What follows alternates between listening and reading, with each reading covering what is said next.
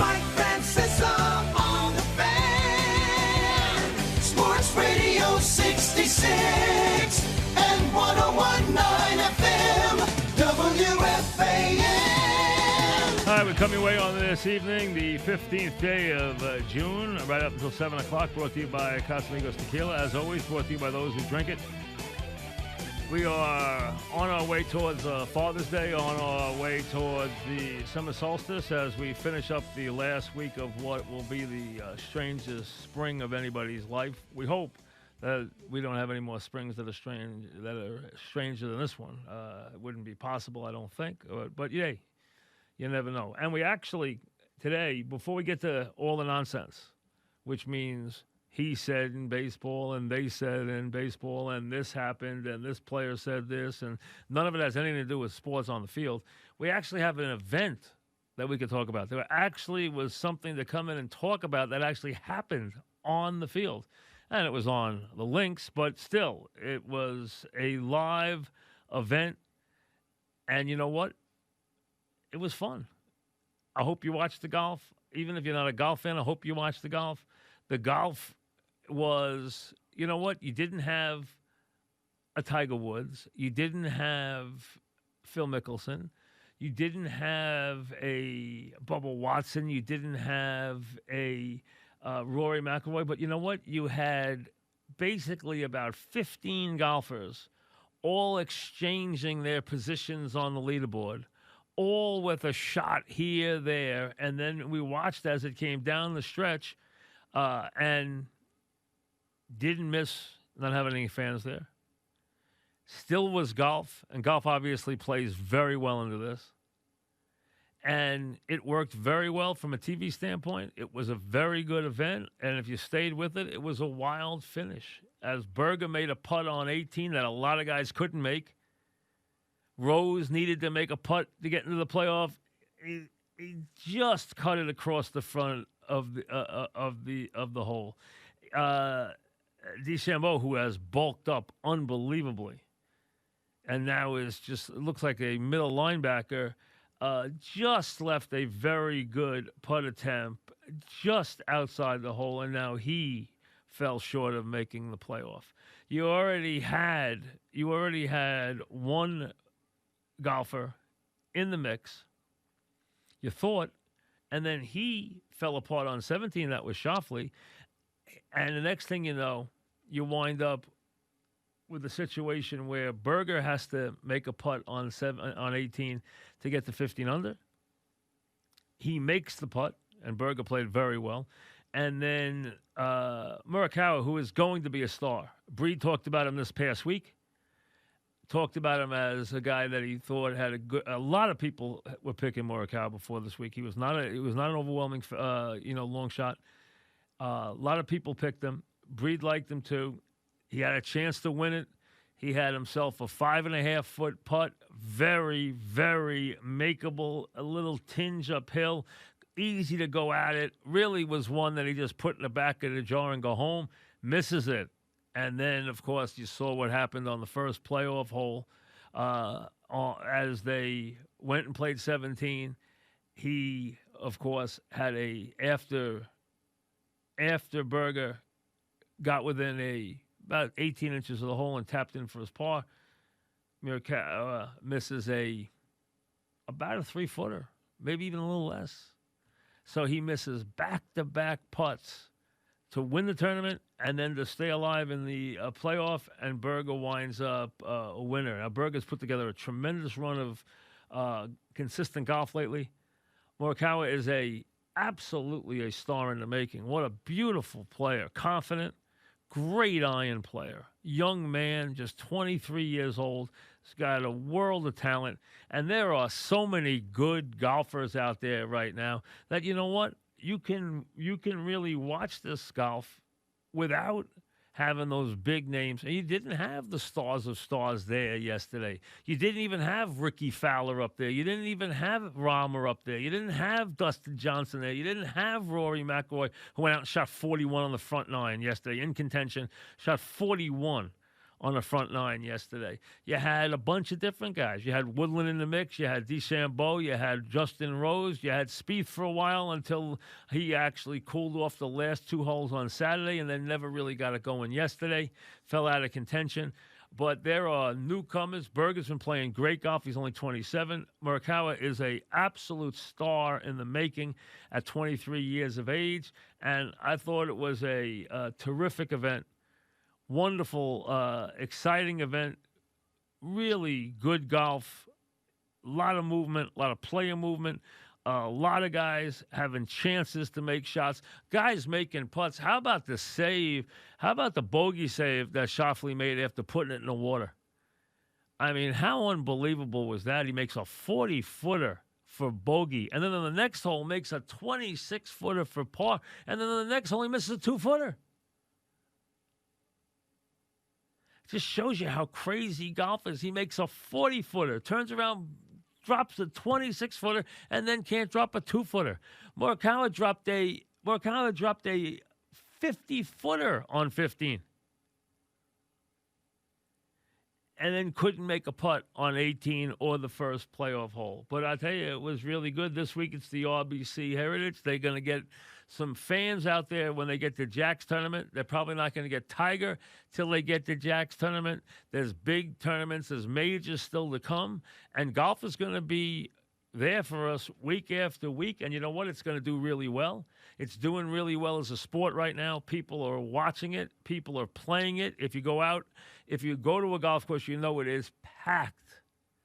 I don't care if you belong to a private course or you play on a public track. You know that the golf courses are absolutely jammed with people now.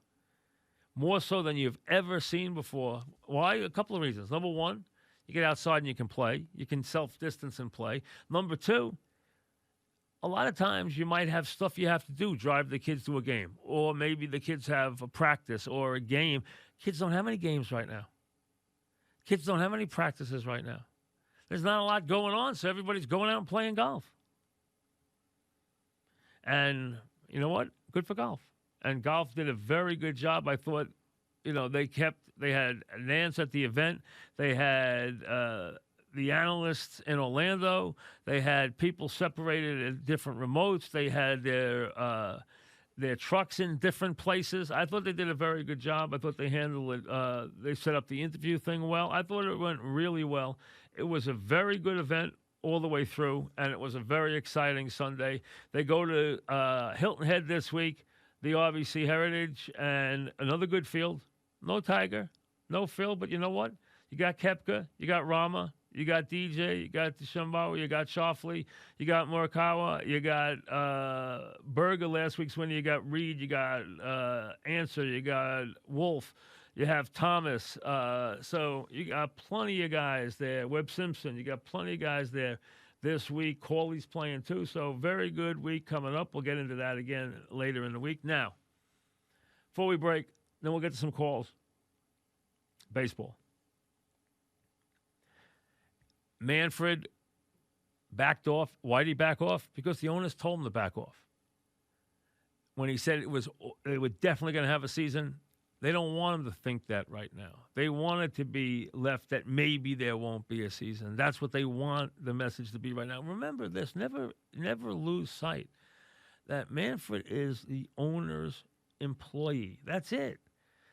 Commissioner, there's no more Kennesaw Mountain Landis. Ever since the unions became powerful in sports, the commissioner's role changed from being the caretaker and the guy who settled disputes in the sport and legislated the sport to a guy who is there to work as the leader of the management team. That is his job. His first job is to deal with the union. His main job description is twofold. One, keep the union at bay. Number two, and this one I should reverse them, produce revenues, grow the pie, and then keep the union at bay. That is his job. The other things are ceremonial at best, and now he has backed off that. The owner's message is ridiculous, but there's no heroes here. Don't make the players heroes here.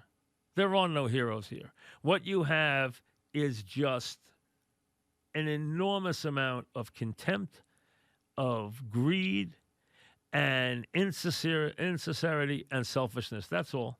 The players couldn't be more greedy or more selfish. The owners couldn't be more greedy or more insincere. And they have incredible contempt for each other. And they are setting up for a battle that will start now and probably will go through the next 2 years before they wind up with no collective bargaining agreement and wind up in a strike or a job action, whatever it might be at the time, a lockout or a strike or whatever we wind up with. But the bottom line is there is utter contempt right now. They are nowhere in this. Yes, baseball, the owners can implement a season. They can do that. Then the players will file their grievance. They'll try and beat them in court for a lot of money while they play. But remember, that means no extra playoff games because they're not going to give them to them. That means no extra stuff and whatever is peripheral. Now, the other part of this that makes it a lot tougher, when you think, oh, the commission just says, go out, we're playing 48 games, go play. It doesn't work that way because they still have to deal with the players on safety issues. And once they implement, and there's complete anger and animosity between the two sides, even implementing the safety conditions are going to be so hard that this is going to be torture. And there are a bunch of owners who don't want any part of this. There are owners who are upset with the players' take, and there are owners who know they're going to do nothing but lose money in the regular season, and they don't have an appetite for it. The big markets, they always want to play. The Yankees, the Dodgers, the Cubs, the Red Sox, they always want to play. But the guys who are in the middle, they don't want to play. A lot of them don't want to play. More than you think don't want to play. So when you hear Manfred telling you that every owner is dying to play and they're 100% ready to play, he's lying through his teeth. He's just trying to send a message. That's all he's trying to get them to the table. But the bottom line is the owners made some steps here that I'm telling you, legally, the owners are screwed if this thing goes to court because they made some big mistakes. And I think the players are going to win if they go to, if this stays and they impose and they file a grievance, I think the players are going to win. But who cares? I don't care if the players win because nobody wins. They both have already lost. They've embarrassed themselves during this climate where they needed baseball to step up and be genuine and these players to be have some care about what was going on in this country, have some care for the fans, care about how they could help move things along at a time where we have so many issues in this country right now. Instead, what are they doing? They moved into the middle of a crisis, into a middle of a national crisis and said, hey, we're here. And then they got into a fist fight in the middle of the room. That's exactly what they did. Instead of helping either side, what they did is they showed up at the crisis and got into a fight and embarrassed themselves. So are we going to have baseball? They can impose it, so I think possibly. I still think yes more than no, but there's a lot of things that have to be worked out. And look, what you're finding out is getting these teams back is very hard. Look what happened with the Cowboys and the Texans already having players test positive. University of Houston having multiple players test positive. Ohio State having players test positive. The Bruins having players test positive. This is a huge negative for getting anything back on the field. And I can tell you from golf this past week, nobody tested positive who played. Nobody. So they got through the first week and nobody tested positive. While you've had all these other performances where these guys are just trying to work out and they can't even keep healthy. Ezekiel Elliott going down is a big deal. Anytime a star goes down, it's a big deal. Now, he's fine, but the bottom line is players getting sick is a big issue. Now, the secondary issue is this whole thing with the Yankees and the letter and the Yankees and the whole thing. Bad take from the Astros. It shows you how insincere they are about being sorry about anything. Because first thing they did was make sure they go after the Yankees. Listen, if the Yankees did anything here, they look like complete frauds because they acted like they were wronged to the, umpteenth degree and how they should lose and they should get the title taken away and we're holier than thou. And if they wind up that they did something, I don't care how minuscule it is, they're going to look like frauds because they were sanctimonious about the whole thing. And if there's anything in there, and I don't know what's in there, but if there's anything in there that makes it look like the Yankees were doing anything themselves, they really, really got caught. because they really cried wolf. And if they did something, they're going to look really like total frauds. And talking about frauds, that's why I can't watch Sosa and McGuire. Listen, they're no heroes during the steroid era. And that goes for Bonds, that goes for A-Rod, that goes for Manny Ramirez, that goes for Clemens, that goes for, go down the list. But were there two bigger frauds anywhere? And could baseball have been more just turn its back and not pay attention and more insincere about anything than they were during that baseball chase, trying to figure out what was going on when they could care less what was going on? But is there any event that puts baseball in a worse light than that? Yes, it was popular. Yes, it got people back to the ballpark. But here were two guys who were the biggest frauds in history, the two of them. And remember both their performances in front of Congress. That summed up everything. Completely summed up everything. Go back and look at it if you need to. So I can't watch those guys. I'm sorry. Listen, I'm not making it a steroid issue. I just can't glorify those guys after everything that went on. And you know what? They didn't get beat up the way other guys did. And we know there's a million guys who lied. And A-Rod's right at the top of the list, which we all know. But the bottom line is nobody acted more like they were, cleaner than the driven snow than Sosa and McGuire. So that whole thing was a farce. And the other thing out of all this thing is Beltran. What is Beltran? Is he now the Al Capone of baseball? I mean, every time there's an issue now, it was Masterman. Here was Beltran, who was the quietest player who ever came down the pike. I mean, I don't think Beltran made a sound the whole time he played in the major leagues. Now all of a sudden he's Al Capone. Every time there's an issue, Beltran was, Beltran, this was Beltran. They went, God, Beltran, he's the mastermind. He's the mastermind. Beltran, it happened. Beltran did it. You know what happened? It doesn't matter. Beltran was there. Beltran, they went there for 2 days, and all of a sudden they knew how to cheat. He went there, and everything's about Beltran. All of a sudden, he's Al Capone. I mean, can we find someone else outside of baseball? Can we find anybody else in baseball to blame except Beltran? I mean, everything's about him. But you know what? I don't want to hear that, hey, the Yankees are blocking this letter, but they have nothing to hide. Hey, if they have nothing to hide, why are they blocking the letter? I mean, come on, you don't block the letter. Blocking the letter is the worst thing the Yankees can do. It makes it 100 times worse because now everybody can't wait to see what's in it. They just should have let the letter come out.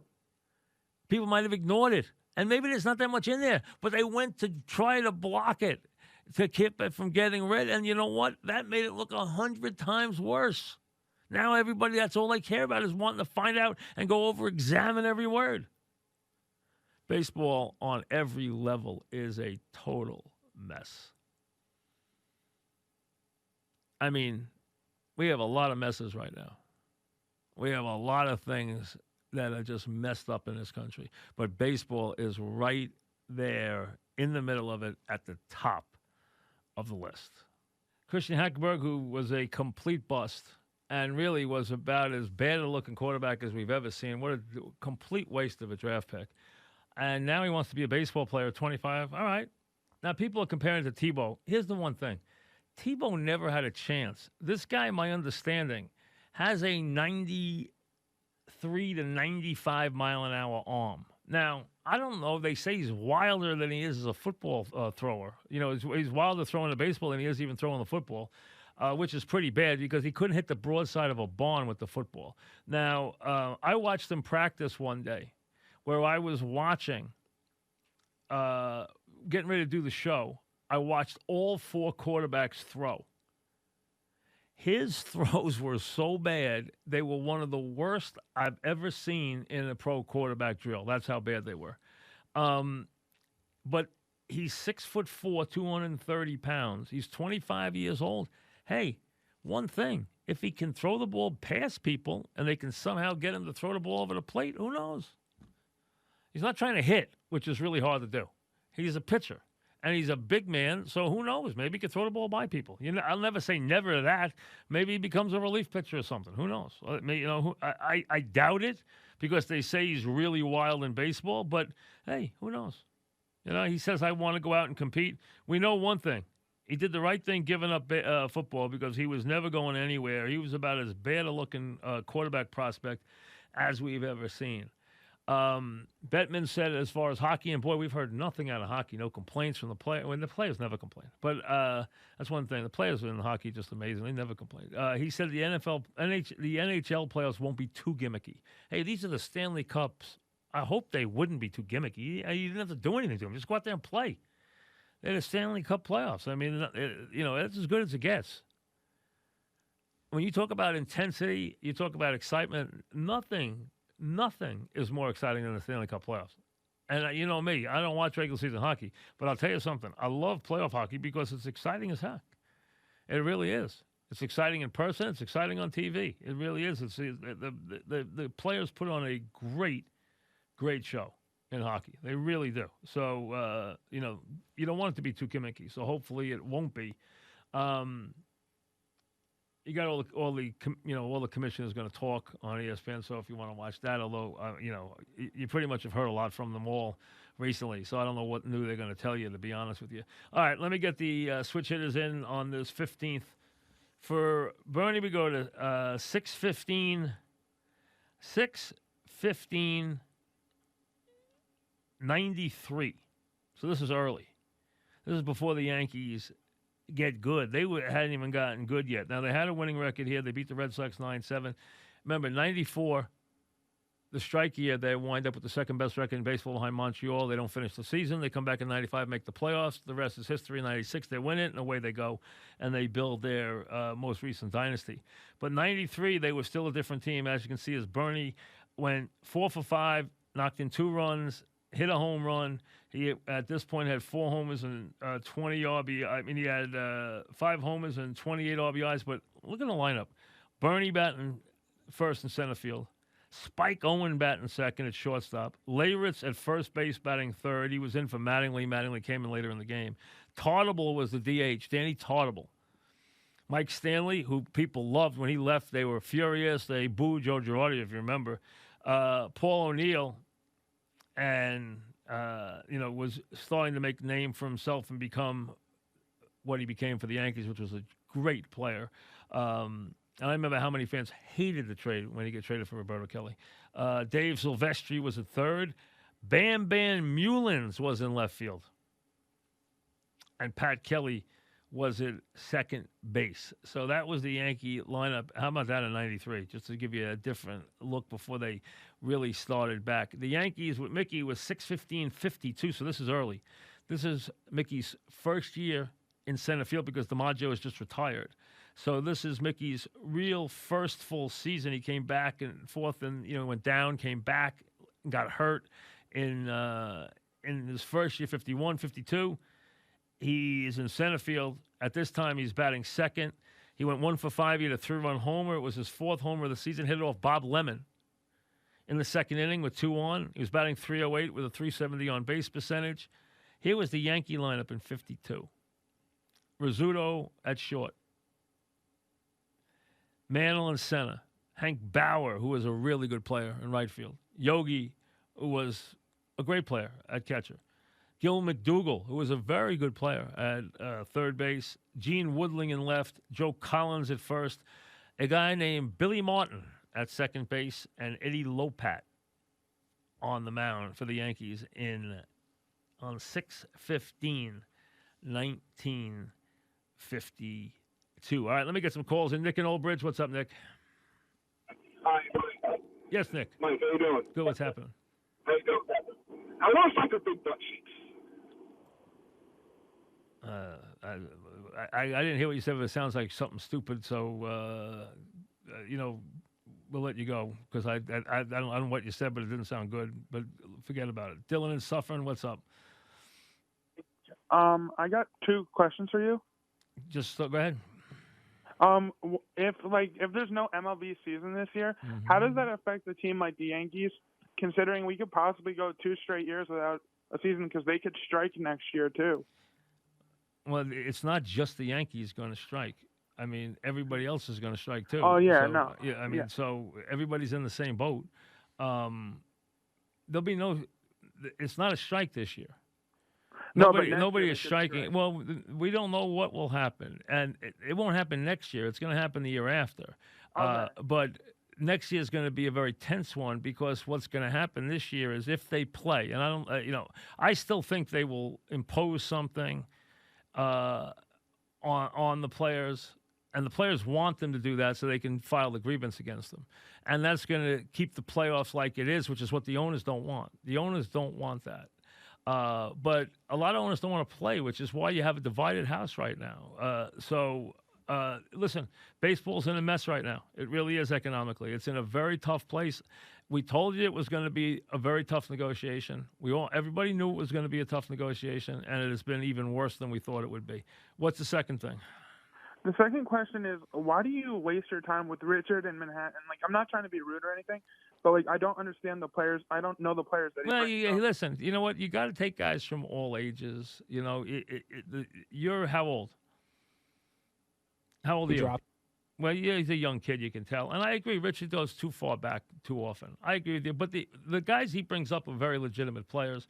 They're just from a different era. That's all. He likes to go back and talk about old-time baseball. That's all. Does he do it too much? Yeah, but that's okay. You know what? To each his own. Everybody can do something a little different. Chris in Far Rockaway, what's up, Chris? All right, let me ask you a question. Don't you think a sport like tennis would be able to start up in this atmosphere? Yeah, I do. Because of the nature. I do, but I think the the problem with tennis right now is there's very little American presence on the male side. On the female side, I mean, to me, I've never been a big tennis guy to begin with, but tennis has waned in popularity. Now, that for the tennis fan, God bless them. I mean, the U.S. Open, I think, is going to be played. I don't think there'll be any fans there, but I think they'll probably have to, go the same route. But can they play tennis? Absolutely. I don't see any reason why they can't play tennis. I would think they could, for sure. So I agree with you. I think, and thanks for the call, I do think they'll play tennis. But I think right now, golf's got a much better hold on the fan week to week than tennis does. I think it's got a better audience. It's got a better built-in audience than tennis does. Tennis is in a lean time right now. Tennis needs some, what tennis needs is it needs some McEnroes and some Connors. It needs some stars and some Agassiz. It needs some, some stars that the fans can get behind. Doesn't mean there's not great players. There are, but the people have to care about them. Chris in Ocean, what's up, Chris? Hey, Mike. I wanted to ask you, how is it? I feel like we're in the middle of a wide open CBA negotiation, and there already is an agreement that does not contain a pandemic clause. So isn't it just open to owners to decide when to open the doors, and they play under the agreement that we have? Well, there's not an agreement because, remember, part of that is the owners don't want to get leveled in court with a grievance here. And they want to get an agreement. First of all, they want to extend the postseason. That's very important to them. And they cannot extend the postseason where they desperately want to. They can't do that without the players' agreement. So the players have to agree to that. Open negotiation, well, then? but you see, we're not in an open CBA. But listen, but they're trying to salvage a season here. There is a climate with television that wants to give them more money for the postseason and to extend the postseason, but they can't extend the postseason unless the players agree. And you're going to find that there's a lot of things that the players are going to have to agree upon that are going to be missing from it too, but they can impose it. But remember, they sent a letter. Now, the letter, I'm not a lawyer, but the letter I see basically does not help the owners. It hurts them because it sounds like what they agreed to was to let the players be paid in full after April and May. And they say, no, it was understood. Well, the players don't think it was understood. And if it wasn't in writing, then it wasn't understood. So, and there was two letters. There wasn't one. So I think the grievance is going to really hurt the owners. And I think both sides will file agreements. But I think, remember, the players have killed the owners in court. Absolutely killed them. And I think the owners are very leery of going to court because they could lose a lot of money in court. It could lose a It just ton feels of money. like we fast forwarded a year and a half to when the agreement ends. It feels like that's where we are now.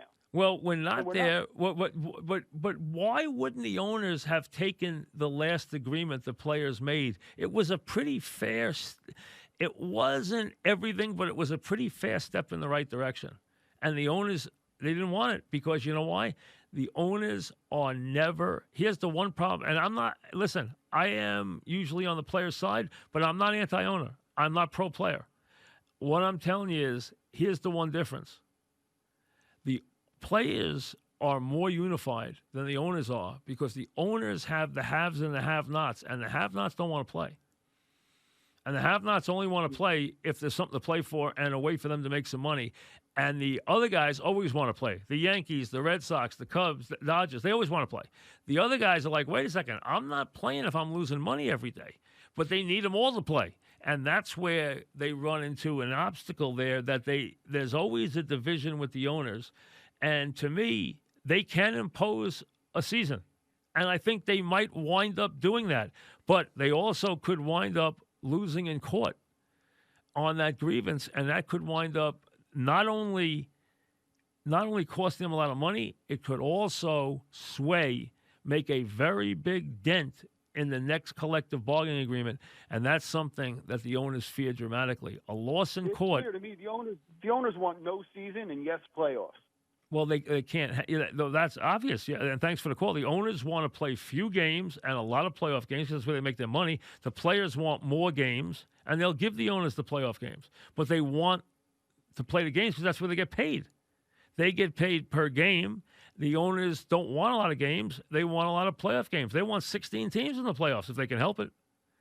And they're not going to get it the way they're going right now.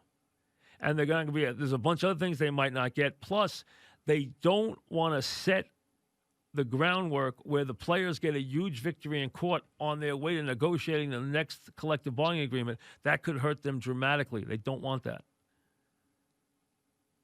Back after this. Speak out.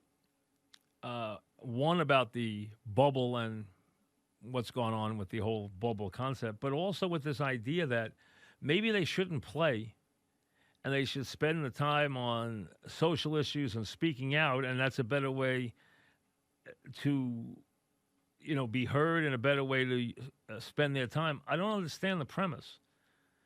Why would star players or prominent players not use the bully pulpit, not use the stage that they have earned with their play to speak out as players did back in the 60s? I mean, you had prominent players who spoke out and spoke out as a group. I remember when they spoke out about Ali. I mean, whether you had Russell there, you had Jabbar, Jim Brown,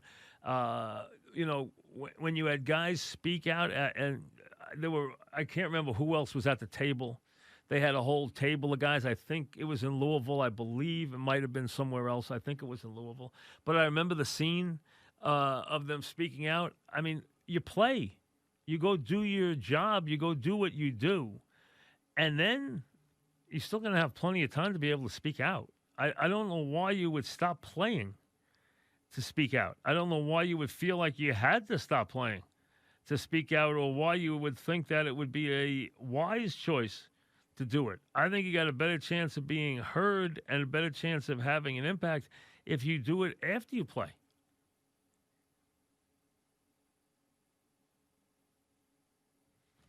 Now, what is this statement?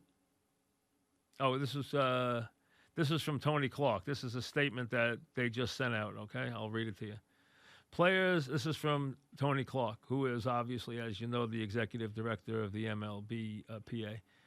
Players are disgusted that after Rob Manfred unequivocally told players and fans that there would 100% be a season, which he did do in 2020, he has decided to go back on his word and now threaten to cancel the entire season, which he evidently did in this show they have taped for this evening on ESPN.